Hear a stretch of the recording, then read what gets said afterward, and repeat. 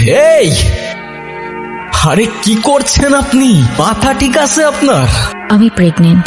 আরে প্রবলেম নাই, বলে ফেলুন না। আপনি আমাকে বিয়ে করতে পারবেন? এই মিষ্টি জঙ্গলের মধ্যে এত সুন্দর পরি, কি আপু চুপচাপ কেন? শুধুমাত্র টাকার লোভে এই ছেলে আমার ভাগ্নিকে বিয়ে করেছে। তবে বিশ্বাস করুন, কৃতজ্ঞতা আর সম্পর্কের মূল্যতেই থাকে ভালোবাসার পারফেকশন। তুমি এখানে? আজকে তো আমাকে কারো চোখেই পড়ছে না। কাজ বাজ ঠিক মতো কর, নাহলে বেতন দিব না। নানা যান, মামা যান, সবাই নিচে আয়েন, দেখেন কেডা এসছে। কত বড় ফাউল, ওখানে দাঁড়িয়ে ও চিৎকার চেঁচামেচি করছে। এই, কি ব্যাপারটা কি? তুই ষাঁড়ের মতো চিল্লাচ্ছিস কেন বাড়ির সামনে দাঁড়িয়ে? কি কি ব্যাপারটা কি? কি হয়েছে দেখতেছেন না? দেখেন কেডা আইছে। কি কি হলো, তুমি এখনো যাও নাই? তোমাকে না বললাম ভেতরে যাও। আমি বাইকটা পার্ক করে। আসসালামু আলাইকুম। আপনি নিশ্চয়ই মামা, আপনার ব্যাপারে অনেক কিছু বলেছেও। আর আপনি মামি? বাহ, বেশ মিষ্টি দেখতে তো আপনি। আর যদি ভুল না করি আপনি ছোট খালা আর খালু। তবে আপনাদের সবার মধ্যে আমার ফেভারিট কিন্তু আপনি। আপনাকে কিন্তু আমি নানু বলে ডাকবো না, আমি আপনাকে ডাকবো নানু ভাই। আচ্ছা, শুভ কোথায়? শুভকে দেখছি না। শুভ, শুভ, এই তো। এই গুনগুন, ছেলেটা কে রে? মামা ও আতিফ, আমরা একে অপরকে ভালোবেসে বিয়ে করেছি। কি? দেখছেন ভাইজান, আপনার আদরের ভাগ্নি খানদান বংশের পরিচয় না জেনে একটা ছেলেরে বিয়ে করে আনছে। হাব্বাজান, আপনি এখনো চুপ করে আছেন কেন? আপনি কিছু বলেন না কেন? হ্যাঁ ঠিকই তো, তুই এই শুভ কাজটা একা করলি কেমনে? না মানে সাহস পেলি কিভাবে? আব্বা, এতে মনে হচ্ছে আপনি খুব খুশি। এত কুতুর মুতুর করে কেন কথা বলছেন? আমার তো মনে হচ্ছে যে দুটোকেই আমি গুলি করে মেরে ফেলি। এই এই ছেলে, তোমার পরিচয় বলো। আমি আতিফ, আতিফ খান। খান? নামের সাথে খান মিশালেই কি খানদান হয়ে যায় নাকি? কি কাজ করো তুমি? করি তো অনেক কিছুই, এখন কোনটা রেখে কোনটা বলবো? অনেক কিছু করো। আচ্ছা ঠিক আছে, তুমি একটা বলো। এই তো আমি অনলাইনে। কি অনলাইনে কাজ করো তুমি? এই অনলাইনে তুমি কি করো? জুয়া খেলো নাকি মলম বিক্রি করো? আরে না না। ছি ছি ছি ছি ছি। আব্বা, আমি আমার ভাগ্নিকে ঢাকায় পাঠিয়েছি কেন? লেখাপড়া করাতে, তাই না? ও বড় বড় ডিগ্রি নিয়ে আসবে, সনদ নিয়ে আসবে। ও কি এনেছে?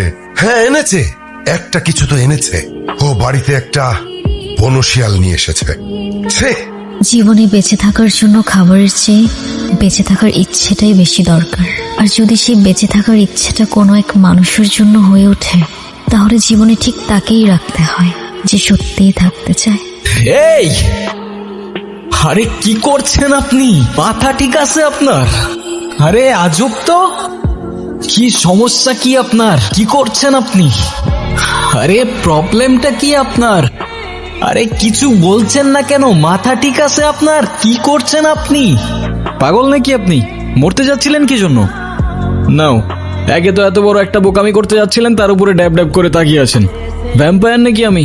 ডোন্ট ওয়ারি, রক্ত খাবো না আপনার। এক সেকেন্ড, একটু পানি খেয়ে নিই।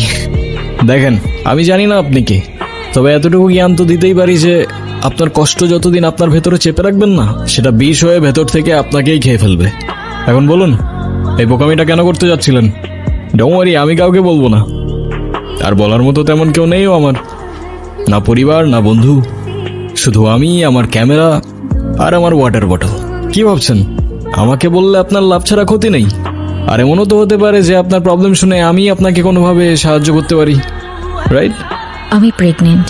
ভালোবেসেছিলাম, বিশ্বাস করেছিলাম, কিন্তু ভাবিনি সে ভালোবাসা এইভাবে শাস্তি হয়ে ফিরে আসবে। আমি তালুকদার পরিবারের মেয়ে। আমাদের পরিবারের সমাজের নিয়ম না মেনে কিছু করে ফেলা মানে সবার কাছে একটা লজ্জা হয়ে যাওয়া। আমার পরিবার, যারা বলে মেয়েরা হচ্ছে ঘরের সম্মান, আর তারা যখন জানবে আমি বিয়ের আগেই কিচ্ছু বলবে না, শুধু চেয়ে থাকবে। আর ওদের ওই দৃষ্টিতে আমার বুকটা চিড়ে যাবে। ওরা বলবে না তুই মরে যা, কিন্তু আমি বুঝে যাব আমার মরে যাওয়াই উচিত। ভেবেছিলাম এখান থেকে ঝাঁপ দিলে হয়তো সব ঝামেলা এখানেই থেমে যাবে। না প্রশ্ন, না অপমান, না দোষ, কোনো কিছুরই সম্মুখীন হতে হবে না। ভিতরের চিৎকারটা এখানেই থেমে যাবে। এখান থেকে ঝাঁপ দিলে আপনার চিৎকার থেমে যাবে সে ব্যাপারে তো কোনো সন্দেহ নাই, কিন্তু যার জন্য আপনি এখানে আসলেন সে তো দিব্যি ঘুরে বেড়াবে, রাইট? কোথায় সেই হারামজাদারা? কোথায়? আপনার বয়ফ্রেন্ড কোথায় সে? দেখ রাফিস, তুই অন্যর সাথে অনেক দিন ধরে আসস। এখন কিন্তু ওর বাসা থেকে রীতিমতো বিয়ের জন্য চাপ দিতেছে। হ্যাঁ, এটা তো আমি জানি, কিন্তু আমি যদি এখন বিয়েতে ঢুকে পড়ি তাহলে তো আমার সব প্ল্যান শেষ। চাইনা 6 মাসের প্রজেক্ট, এটা আমার জন্য খুবই দরকার। এটাতে যদি আমি ঢুকতে পারি না তাহলে পুরা লাইফ সেট। তুই তো জানোস ও তোর উপর কতটা নির্ভর করে। ও বলছে যে তুই যদি এখন চলে যাস ও নিজেকে শেষ করে ফেলবে। এটা বলছে? মেয়ে মানুষের আবেগ বুঝোস তুই? ওরা একটু হলে বেশি রিয়াক্ট করে। আর আমি তো ওরে বলি নাই বিয়ে করব না, আমি তো ওরে বিয়ে করব, কিন্তু চায়না থেকে আসার পর, এখন না। রাফিস, তাহলে তুমি যাচ্ছ? আমি এই সুযোগটা কোনোভাবে হাতছাড়া করতে চাচ্ছি না। চাইনা প্রজেক্ট, এটা আমার ফিউচারের জন্য খুবই দরকার। আর আমাকে আমাকে দরকার নেই তোমার? তুমি কি একটাবারও ভেবেছো তুমি চলে গেলে এরপর কি হবে? আচ্ছা, তুমি জানো যে আমি তোমার জন্য কি ভাবি না ভাবি? আমি যদি 6টা মাস সবকিছু ভালোভাবে হ্যান্ডেল করি তাহলে আমরা একটা স্টেবল লাইফ পাবো। আমরা? তুমি তোমার লাইফটা গুছাচ্ছ, সেখানে আমি কোথাও নেই। যদিও আমি এর বিপক্ষে, কিন্তু আপনি চাইলে তো। একজন মায়ের পক্ষে নিজের সন্তানকে মেরে ফেলা এতটা সহজ না। তার হৃদস্পন্দন, তার প্রাণ এখন আমার শরীরে। আমি কিভাবে থামিয়ে দিব সে প্রাণ? বুঝলাম। আর তাই তো সেই প্রাণের সাথে সাথে নিজের প্রাণটাও থামিয়ে দিচ্ছিলেন। হ্যাঁ, চেয়েছিলাম, কারণ আমি নিজের পাপের বোঝা নিজে বইতে পারবো। কিন্তু আমার সন্তানের দিকে কেউ আঙুল তুললে আমি সহ্য করতে পারবো না। সবই বুঝলাম, কিন্তু এটা মনে রাখবেন যে আপনার ভুলের প্রায়শ্চিত্ত না সেই নিষ্পাপের জীবন দিয়ে হবে, আর না আপনার জীবন দিয়ে। It is what it is. জীবনের এই মুহূর্তে এসে আমি সত্যিই জানি না আমার কি করা উচিত, কোথায় যাওয়া উচিত। তাহলে আমি বলবো আপনি বাড়িতে চলে যান, কারণ সেটাই হবে যেটা আপনার তাকদিরে লেখা আছে। না, আমি বাড়িতে যেতে পারবো না। আপনি কি কিছু বলতে চাচ্ছিলেন? আরে প্রবলেম নাই, বলে ফেলুন না। আপনি আমাকে বিয়ে করতে পারবেন? হোয়াট? সত্যি না, মিথ্যে?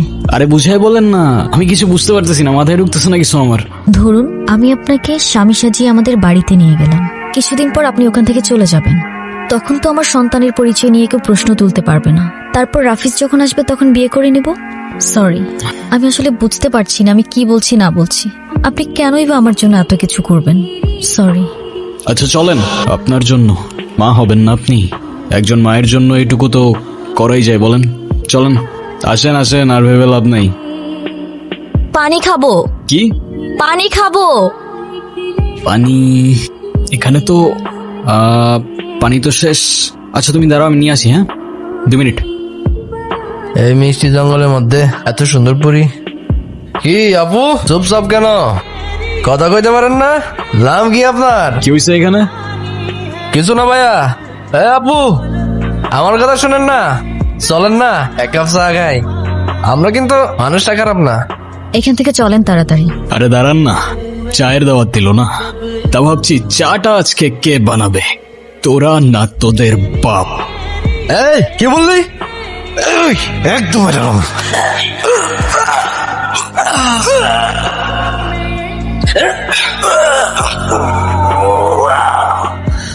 কিরে, লিকারটা কেমন ছিল? করা ভাই। ভাই কি হয় আপনার? আমার ওয়াইফ। সম্পর্কের কিছু ডাক মাঝে মাঝে মানুষকে অদ্ভুত আনন্দ দেয়। আসলে যা সত্য সেটাই সুন্দর। আচ্ছা, এরকম মন খারাপ করে বসে থাকলে হবে? যা হবার তা তো হয়েই গেছে। গুনগুন তার পছন্দ মতো বিয়ে করেছে, এতে রাগ করার কি আছে? তুমি রাগ করো, অভিমান করো, আর যাই করো না কেন, এতে ওদের কিছু আসবে যাবে না। তুমি কেন ব্যাপারটা বুঝতে পারছো না? আমি শিওর এই ছেলে একজন ডিজিটাল জুয়ারি। ওদের কাজ হচ্ছে বড়লোক ঘরের মেয়েদেরকে খুঁজে বের করা, তারপর তাদেরকে টার্গেট করে। শুধুমাত্র টাকার লোভে এই ছেলে আমার ভাগ্নিকে বিয়ে করেছে, আর কিচ্ছু না। কি কিছু বলবা? না, এই সব কিছুর মধ্যে আমি একটা জিনিস বুঝলাম না। তা কি বুঝতে পারো নাই তুমি? তুমি এইসবে রাজি কেন হলে? এত বড় রিস্ক যদি কেউ জানতে পারে তাহলে তো তোমারও তো একটা জীবন আছে। তোমার ভয় লাগলো না? আমার জীবন তো রিস্কের উপরেই চলে। আর তাছাড়াও সবার লাইফের পূর্ণতাতেই তো কারোর না কারোর একটা ইম্পর্টেন্ট ক্যারেক্টার থাকে। তো কে জানে, হতে পারে খোদার তরফ থেকে তোমার লাইফের সেই ইম্পর্টেন্ট ক্যারেক্টারটা আমি। হতেও তো পারে না? Thank you. তোমার মতো মানুষ তাকদিরে থাকলে হয়তো জীবনটা অনেক সহজ হয়ে যেত। আসসালামু আলাইকুম নানু ভাই। ওয়ালাইকুম, বসো। আসসালামু আলাইকুম মামা। আরে বাবা, সালামের উত্তরটা তো দিবি। তোর সব ধন সম্পত্তি তো আর চায় নাই। ওয়ালাইকুম সালাম। রবির মেজাজ দেখছিস? ভালো করে এক কাপ চা বানায় না দে। এই রবি, ওর সাথে একটু গল্প গুজব কর না।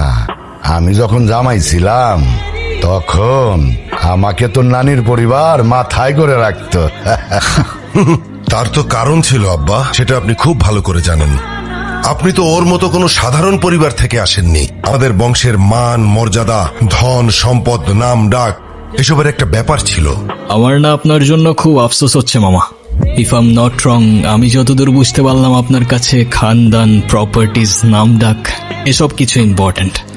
মায়া, টান, ভালোবাসা এসব কিছু না। আমার ভাগ্নিকে তো বিয়ে করেছো, তা বউকে কি খাওয়াবে? সকাল বেলায় এক বাটি প্রেম আর রাতের বেলায় এক বাটি ভালোবাসা, তাই তো?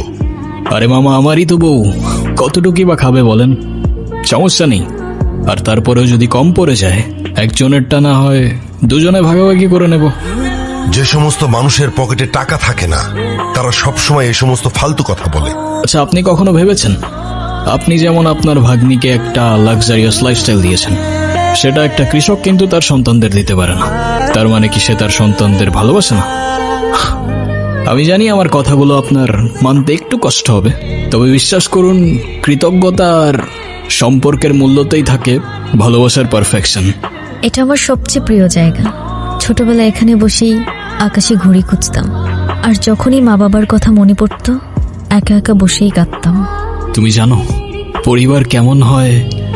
আমি তো ভুলেই গিয়েছিলাম।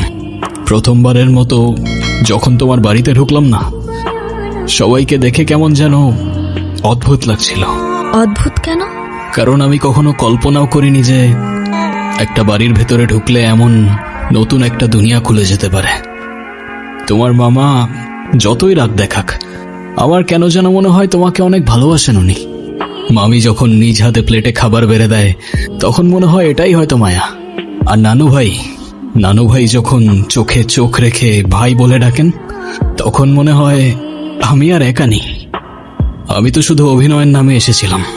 এখন অভিনয় করতে করতে যে আমি তোমার পরিবারের মায়ায় পড়ে যাব, সেটা আমি বুঝতে পারিনি। তুমি এখনো ঘুমাওনি? ঘুম আসছে না। মন খারাপ? এই অভিনয়গুলো দিন দিন আমার জন্য কঠিন হয়ে যাচ্ছে। তুমি চাইলে এখনই সব শেষ করে দিতে পারো। এই মিথ্যে, এই বোঝা আর তোমাকে বইতে হবে না। এতে তোমার জন্যই ভালো। ভালো হতো, কিন্তু তোমার পরিবারের সামনে তোমার সম্মানটুকু তো আর আমি নষ্ট করতে পারবো না। এই পরিবার আমার পরিবারেরই মতো। এই কে আপনি? কারে চাই? আমি রাফিজ, গুনগুনের বয়ফ্রেন্ড। বয়ফ্রেন্ড? গুনগুন, কি হচ্ছে এসব? ছেলেটা কি বলছে এ সমস্ত? ও ঠিকই বলেছে, আমি গুনগুনের কিছুই না। আমাদের বিয়ে হয়নি, আর এতদিন যা ছিল তার পুরোটাই ড্রামা। গুনগুন রাফিজকে ভালোবাসে, কিন্তু ও জানতো আপনি এই সম্পর্কটা কখনোই মেনে নেবেন না, তাই ও আপনাকে কখনো বলার সাহস করতে পারেনি। যখন আপনারা গুনগুনের জন্য বিয়ে ঠিক করতে ব্যস্ত ছিলেন, ও কার সঙ্গে ভবিষ্যৎ গড়বে তা খুঁজতে ব্যস্ত ছিলেন, তখন ও লড়ছিল একা। আর ওর ভালোবাসার মানুষটাকে বোঝানোর চেষ্টা করছিল যে আমাকে বিয়ে করো, না হলে আমি অন্য কারোর হয়ে যাব। কিন্তু সেদিন সেই মানুষটা চলে গিয়েছিল, আর তার সঙ্গে অনুর ভরসাটাও হারিয়ে গিয়েছিল। আর তাই ও দাঁড়িয়েছিল একা একা মৃত্যুর কিনারায়। তবুও আপনাকে কিছু বলার সাহস করতে পারেনি, কারণ ও জানে আপনি ভালোবাসায় বিশ্বাস করেন না। আর তাই সেদিন আমি এসেছিলাম কোনো অধিকার নিয়ে না, বরং এই মেয়েটার সম্মান, একটা নিষ্পাপ ওর ভালোবাসা আর মর্যাদাটা বাঁচাতে। তুমি এখানে? আজকে তো আমাকে কারো চোখেই পড়ছে না, অথচ এই মানুষটাই আমাকে দেখেছিল। তার ক্যামেরার লেন্সে নয়, তার হৃদয়ের গভীরে থাকা লেন্সে। সে দেখেছিল এমন ভাবে যেভাবে দেখা যায় দুপুরের মায়া ভরা রোদ, যেভাবে অনুভব করা যায় না বলা ভালোবাসা। আমি ছিলাম হয়তো তার ফ্রেমের বাইরের কেউ, তবু সে আমায় রেখেছিল তার গল্পে। দেখেছিল এমন ভাবে যেভাবে দেখে শুধু সেই, যার চোখে ভালোবাসা জন্ম নেয় নিঃশব্দে, নিঃস্বার্থে। এই তুমি এই কথাগুলো কিভাবে জানলা? তুমি এখনো ঘুমাওনি? ঘুম আসছে না।